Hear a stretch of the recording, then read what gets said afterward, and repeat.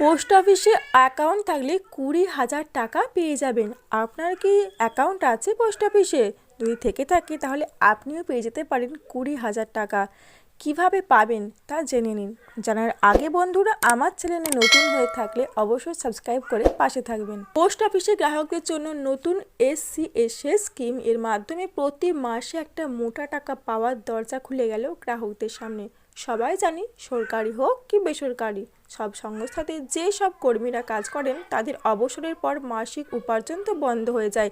তাই সারা জীবন খেটে যে টাকা উপার্জন করেন সেই টাকা প্রবীণ নাগরিকরা এমন জায়গায় বিনিয়োগ করতে চান যেখানে অর্থ থাকবে নিরাপদ এবং প্রতি মাসে সুদ হিসেবে আসবে নির্দিষ্ট টাকা।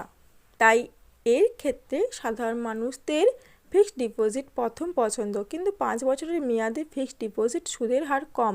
তবে সেই তুলনায় post office senior citizen savings স্কিমেও সুদের হার অনেক বেশি। ফিক্সড ডিপোজিটের মতো এই স্কিমেও টাকা 100% নিরাপদ, আর সুদ বেশি হয়, প্রতি মাসে আয়ও বেশি।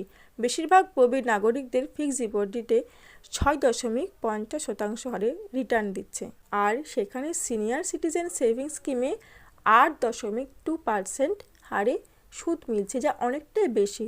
2024 সালের 1 জানুয়ারি থেকে কার্যকর হয়েছে নতুন হার। এই সিনিয়র সিটিজেন সেভিংস স্কিমে সর্বাধিক 30 লক্ষ টাকা এবং সর্বনিম্ন 1,000 টাকা বিনিয়োগ করা যায়। ত্রৈমাসিক ভিত্তিতে জমা পরিমাণের উপর সুদ দেওয়া হয়। এই স্কিমের মেয়াদ 5 বছর। 60 বছর বয়সী বা তার বেশি বয়সী ব্যক্তিরা সিনিয়র সিটিজেন সেভিংস স্কিমে বিনিয়োগ করতে পারবেন। 55 বছর বয়সে DRS নেওয়া ব্যক্তিরাও এই স্কিমে বিনিয়োগ করতে পারবেন। প্রতিরক্ষা কর্মীদের বয়সের শর্ত সাপেক্ষ ছাড় আছে। প্রবীণ নাগরিকরা এই SSC স্কিম থেকে প্রতি মাসে 20,000 টাকা আয় করতে পারবেন, তবে এই টাকা আয় করার জন্য 30 লক্ষ টাকা বিনিয়োগ করতে হবে।